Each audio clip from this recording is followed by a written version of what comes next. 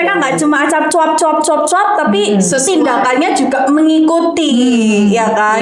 Jadi jangan asal cuap, tapi dipikir dulu sebelum kita ngomong. Bisa juga bukan dari faktor orang tua aja, bisa juga lingkungan teman-temannya, itu kan juga ngaruh. Mungkin teman-temannya ada yang ya tidak melakukan integritas itu tadi. Nah, bisa nggak ya aku percaya sama orang ini gitu? Bisa nggak ya aku mempercayakan tanggung jawab ini? Jadi membentuk keraguan demi keraguan kan akhirnya sama sekelilingnya sendiri. Hai semuanya, ketemu lagi sama kita di Felicia Podcast, di mana kita akan membahas hal-hal yang cerita-cerita ya, bukan hal-hal aja, tapi cerita-cerita yang bisa kita kulik nih. Apa ya kira-kira cerita ini tuh bisa dibahas tentang faktanya apa nih gitu. Nah, jadi hari ini kita bakal membahas tentang apa ya hari ini ya? Mungkin ada yang punya cerita mungkin? Cerita apa ya? Nggak ada. Mungkin kamu aja lah. Kayaknya minggu lalu aku cerita. Oh iya ya, minggu lalu ya, ada cerita ya. Gantian. Jadi sekarang ganti you aja. Sebentar, aku coba memanggil memoriku dulu. Oke, aku mau cerita sesuatu yang aku alami dalam seminggu ini ya. Jadi dalam seminggu ini tuh aku bikin challenge sama anak-anak kayak gitu. Ya kalian tahu kan kalau aku juga ngajar anak-anak kan usia SD sampai SMK kayak gitu kan. Nah jadi aku challenge mereka, tapi bukan cuma aku challenge, aku ikutan dalam challenge itu. Wah keren, jadi gimana? Jadi challenge belajar tentang integritas, tapi bukan secara teori, langsung ke prakteknya. Jadi dari mereka praktek itu mereka bisa menyimpulkan sendiri. Oh, maksudnya integritas itu ini ya, kayak gitu. Jadi dari hari Senin Minggu, bukan Senin ya, hari Minggu lalu sampai ke hari Jumat. Jadi total hampir semingguan lah ya. Jadi dalam satu minggu itu mereka benar-benar nggak boleh buka yang namanya sosial media dan nggak boleh main game sama sekali dalam waktu itu. Waduh, kayaknya sulit. Iya sulit kan ya. Kita aja ngerasa sulit kan, apalagi mereka yang apalagi Gen Alpha ya, dimana semua kan mereka dari kecil aja udah megangnya handphone kayak gitu. Jadi waktu pertama kali aku cerita tentang, bukan cerita ya, ngajak mereka untuk challenge ini, mereka semua enggak mau nih. Terus sampai ada yang bilang nggak bisa, kita bisa gila kalau kita sama sekali nggak buka sosial media dan main game kayak gitu kan. Waduh sampai kayak gitu ya. Ya udah nggak apa-apa. Berarti bukan cuma kalian tapi saya juga. Karena saya pun juga waktu-waktu kalau misalnya nggak ngapa-ngapain pasti kan scroll kan ya. Ya itu jadi ya. Oke nggak apa-apa, kita sama-sama belajar yang namanya integritas gitu. Terus mereka kan pada tanya apa itu integritas? Akhirnya aku kasih spill dikit aja kayak gitu bahwa gimana kalian bisa komitmen sama diri kalian sendiri untuk nggak melanggar apa yang sudah kalian sepakati hari ini. Udah gitu aja, aku jelasinnya gitu. Jadi maksudnya kita tuh aku tunggu cerita-cerita kalian minggu depan nih, kayak bagaimana perasaan tertekannya, bagaimana perasaan kayak kayak gemes gitu kan, pengen buka tapi nggak bisa, gatel kayak gitu. Jadi aku tunggu ceritanya minggu depan kayak gitu. Nah tentang integritas sendiri nih, kira-kira kalian juga tahu nggak arti integritas itu apa? Integritas tuh ini nggak sih, melakukan sesuatu sekalipun orang lain nggak ngelihat, tapi kita tetap ngelakuin hal yang baik. Hal yang benar kayak gitu kan. Itu integritas gak sih? Iya bisa kan? Juga kita jujur melakukan sesuatu. Jujur benar, hal baik salah satu integritas. Iya, jujur. Jadi sekalipun kita nggak dilihat orang, tetap jujur dimanapun, kapanpun, kondisi apapun. Sekalipun ada momen di mana kita bisa melakukan ketidakjujuran, tapi kita tetap memilih untuk kita jujur. Itu kayak susah. Susah itu. Ya benar-benar ya. Jadi integritas, ya jujur itu juga ada dalam integritas yang aku belajar kan, akhirnya nggak mau kan belajar karena kan harus share ke mereka juga. Jadi ya jujur, komitmen, sama konsisten. Iya. Nah terus nih, karena kalian tahu kan ternyata orang integritas ini orang yang jujur dalam segala hal, sekalipun ada kesempatan untuk curang yang dia biasa tadi, tapi dia nggak memilih untuk curang kan. Nah, kira-kira kita bisa tahu orang ini punya integritas atau enggak itu dari mana? Sekilas saja gitu. Kalian tahu kayaknya orang ini integritasnya bagus sih gitu. Bisa menilai gitu. Mungkin dari hal mereka melakukan pekerjaan sesuai tepat waktu itu bisa. Oke. Ya, salah satunya kayak Cia kan. Cia ini orangnya yang aku tahu kan dia bener-bener on time banget kan, kayak gitu. Nah itu coba ceritakan gimana ceritanya bisa berintegritas. Saat cerita bertemu dengan fakta, let's find the truth.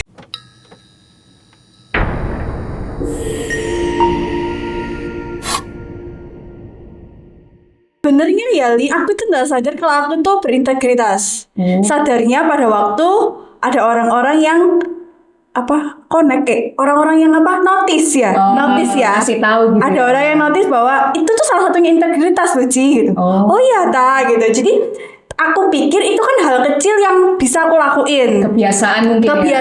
Yang aku lakuin terus kan. Karena kalau misalnya datengin terus kayak nggak enak ya. Kayak ada yang ketinggalan gitu ya. Sekalipun itu mungkin 5 menit atau 10 menit itu kayak manpol gitu loh. Itu kan waktu-waktu yang benar-benar berharga gitu ya. Jadi aku menyempatkan atau aku berusaha supaya aku nggak terlambat di segala acara apapun yang aku ikuti ya gitu kan. Dan ternyata itu dinotis sama teman-teman di sekeliling bahwa ya itu salah satu integritas yang dimana ternyata orang lain bisa menilai aku bahwa aku adalah orang yang on time. Jadi saat sedikit kayak aku telat itu menjadi pertanyaan besar buat yang lain. Ada apa ya Cia ya? Kok terlambat ya? Kenapa ya? Gitu. Ternyata aku juga baru gitu ya integritas ya tanpa aku sadari sebenarnya. Gitu. Terus apa lagi nih contoh yang lain selain orang itu on time? Apa ya? Berucap yang baik, maksudnya ucapannya seturut dengan tindakan. Iya betul. Ya kan? Jadi mereka nggak cuma acap cuap, tapi tindakannya juga mengikuti, ya kan? Jadi jangan asal cuap. Tapi dipikir dulu sebelum kita ngomong. Betul. Ya kan? Supaya apa ya? Supaya orang lain lihat, orang ini bener sama seperti apa yang dia lakuin gitu. Oke. Contohnya juga kayak misal ya, ini relate buat kita yang suka nyetir, ya kan? Jadi kita di lampu merah, udah tahu merah, tetap diterabas. Padahal ada aturannya, merah berhenti, kuning bersiap-siap, berjalan. Oh berhati-hati dah. Tapi hati bukan bersiap-siap. Tapi kan siap-siap terus langsung greng gitu. Oh iya, oke. Hati-hati maksudnya. Nah itu kan nggak ada polisi. Misal kan beberapa ada lalu lintas memang ada CCTV, ada yang juga yang nggak ada. Terus orang ngelihat nggak ada CCTV, terobos saja gitu. Nah itu kan juga salah satu bentuk nggak integritas sama diri sendiri. Karena nggak dilihat sama pak polisinya, ya kan? Jadi nggak dilihat aja kok, wis terabas saja. Benar. Ya kan? Bahaya kan bahaya. Nah ini juga menarik. Jadi ini kembali ke cerita yang awalnya ya. Dimana kan aku challenge anak-anak ini dan juga aku supaya kita belajar yang namanya integritas.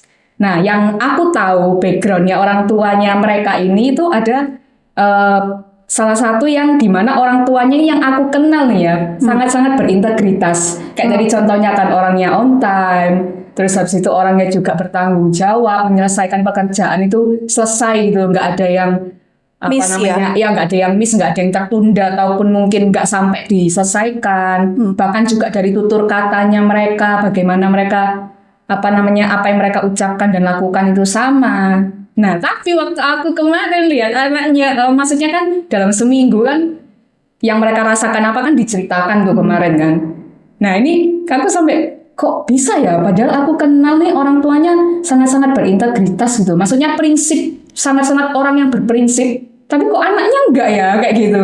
Nah, itu aku nggak tahu ya, apa karena mungkin masih dalam masa pertumbuhan juga. Mungkin masih lagi cari jati diri, Miss. Iya kan, jadi mereka menyesuaikan. Ini gimana ya kalau kayak gini, gimana kayak gini. Atau enggak juga karena kan bisa juga bukan dari faktor orang tua aja, bisa juga lingkungan teman-temannya itu kan juga ngaruh. Mungkin teman-temannya ada yang ya tidak melakukan integritas itu tadi. Nah, jadi menariknya nih ya, aku jadi menotis sesuatu bahwa berarti integritas ini sebenarnya bisa diwariskan nggak sih ke anak-anak ataupun mungkin ke ya keturunan mereka ya, karena ini bisa bicara orang tua dan anak kan. Berarti kan yang aku lihat nih ya, berarti belum tentu loh anaknya orang, maksudnya belum tentu orang tuanya berintegritas, tapi anaknya itu juga. Jadi aku kayak bilang, atau karena ya itu mungkin ya faktor lingkungan, atau mungkin juga dia masih usia mencari jati diri itu tadi. Berarti kan betapa kita mengerti kan, betapa ternyata sulit mewariskan yang namanya integritas ke anak sendiri kayak gitu. Padahal ya itu benar-benar terjadi. Aku melihat sendiri kayak kok bisa ya kayak gitu ya. Berarti susah nggak? Berarti susah kan ya hidup dengan integritas itu sebenarnya. Susah. Nyari orang jujur aja susah kan. Oh iya benar. Soalnya kan kelihatannya juga kayak itu tuntutan-tuntutan sing bener-bener apa ya, kayak ngepres gitu ya kan. Kita tahu kan orang-orang di Indonesia ini kan lost gitu loh. Apa sih bahasa lost itu? Apa sih maksudnya itu? Terlalu santai. Terlalu santai ya kan. Sedangkan kalau kita berintegritas itu kan meminimalisir itu semua kan dengan hal-hal yang santai itu tadi ya toh. Harus disiplin, harus diatur atau apa-apa. Nah, mungkin itu ya anak-anak sekarang kan zaman sekarang mencari yang gimana gitu, yang lebih enak, yang enjoy buat mereka. Tapi ternyata itu kelewatan ya kan, sampai mereka melupakan yang namanya integritas, pentingnya integritas. Nah ya jadi aku juga ingat satu hal yang menarik juga gitu ya, stigma atas bangsa ini juga menurutku. Pernah nggak kalian dengar istilah bahwa Indonesia ini terlalu jam karet? Oh iya, iya apa sih kalau saya ada yang cari kerja bekerja sama dengan negara-negara lain contohnya ya kan, kita mesti dulu cek telatih. Ya nggak cuma itu aja sih, kayak banyak gitu kan acara, bahkan acara pernikahan, acara ulang tahun atau acara apapun lah, itu biasanya bentar mundur 30 menit sesuai rundown yang ada gitu. Ya iya, itu juga sampai ternyata bukan cuman pribadi, tapi sampai satu bangsa ini pun ternyata stigmanya kurang bagus dalam hal waktu ya. Makanya mungkin investor-investor dari luar juga kan kayak Indonesia kayak gitu, kayak mikirnya Indonesia tuh jam karet yang pertama. Yang kedua SDM-nya juga kerjanya yaitu mungkin bahasanya mereka ya terlalu santai. Jadi ya akhirnya orang pasti mikir kan kalau mau kerjasama kayak gitu. Jadi ya itu sesuatu yang PR juga nggak sih? buat kita kan kayak gitu. Nah jadi mungkin ada nggak nih solusi dari Cia ataupun Lia nih, gimana ya caranya supaya stigma ini loh kok kayaknya kayak gitu banget nggak sih? Harusnya itu ya setiap orang-orang yang ada di Indonesia ini harus sadar ya betapa pentingnya mempergunakan waktu itu dengan sebaik mungkin. Karena waktu itu kan gak bisa diulang lagi. Dan waktu kan amat sangat mahal ya gitu loh. Jadi kita harus benar-benar gimana menggunakan waktu itu sesuai gitu ya. Salah satu caranya yang pertama kita harus mendisiplinkan diri kita sendiri. Kalau kita gak bisa mendisiplinkan diri kita sendiri, bagaimana orang-orang yang ada di sekeliling kita? Pasti nurun lah ya. Contohnya tadi anak sama orang tua dengan anak. Adalah kalau misalnya kita di tempat kerja, bos sama pegawainya, ya kan? Kalau bosnya udah ngomong masuk pukul 7:30 gitu ya, tapi bosnya sendiri tidak menerapkan itu, bagaimana anak buahnya juga mengikuti gitu ya. Jadi sebenarnya itu saat kita membuat satu peraturan atau satu peraturan lah, harusnya itu kita yang membuat itu, kita juga harus bisa memberikan contoh supaya orang-orang yang di bawah kita itu bisa ngeliat gitu loh.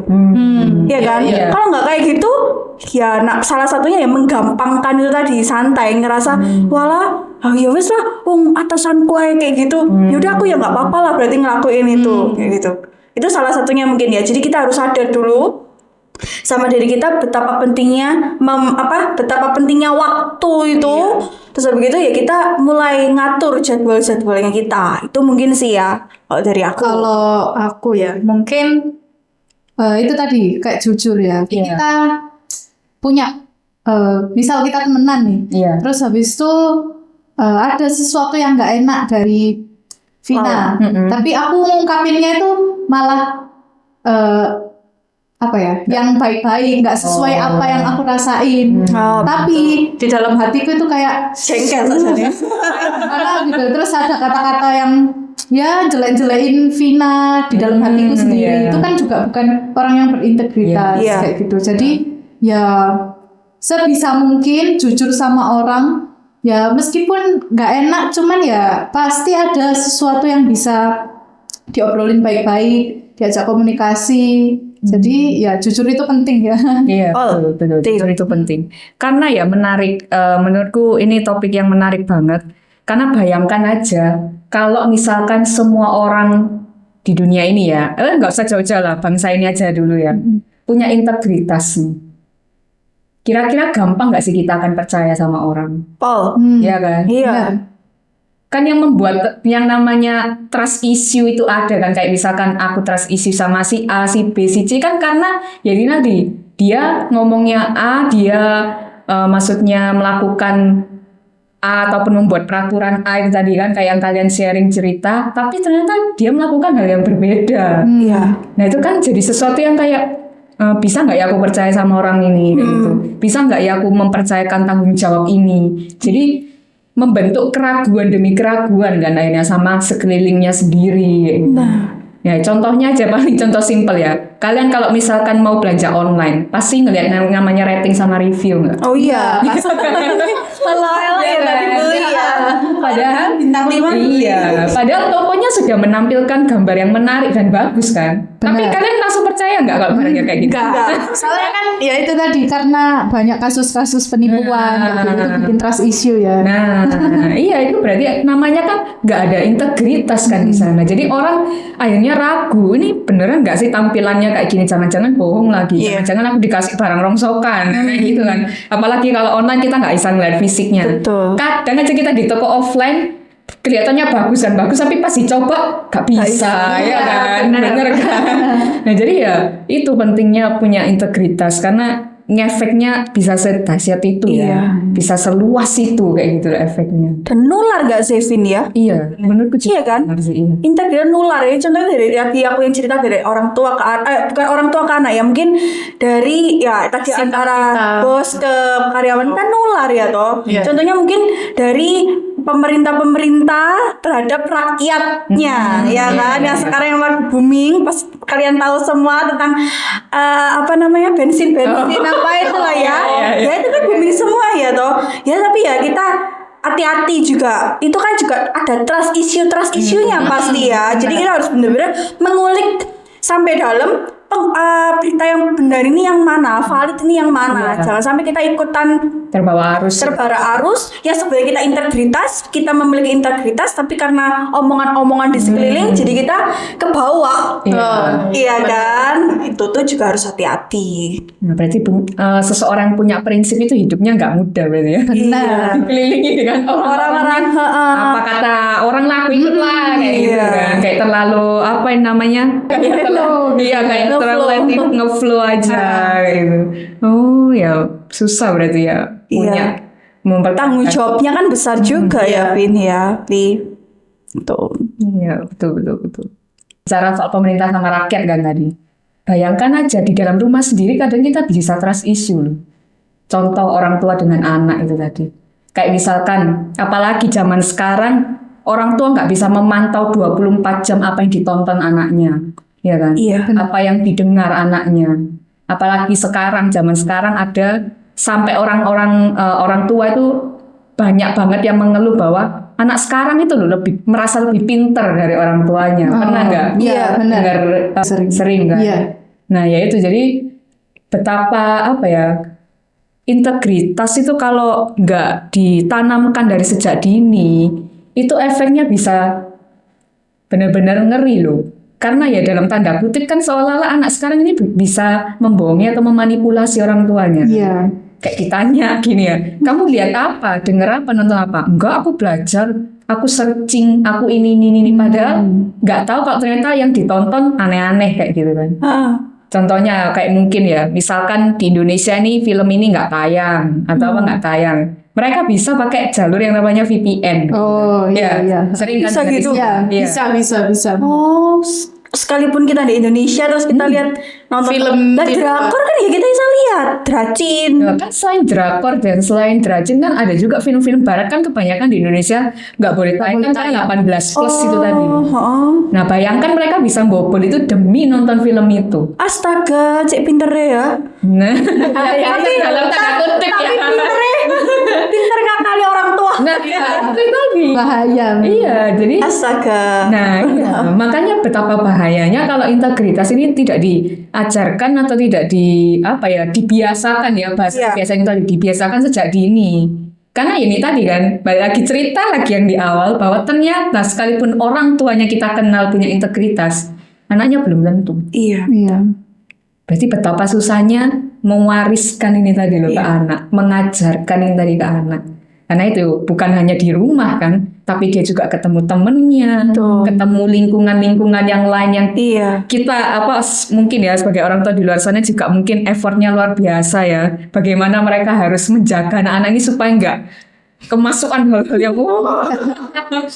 yang membuat mereka ini hidupnya nggak bisa memegang yang namanya prinsip, nggak bisa jujur kayak gitu-gitu kan. Karena ya itu akhirnya kalau di dalam rumah aja nggak bisa ada yang namanya kejujuran.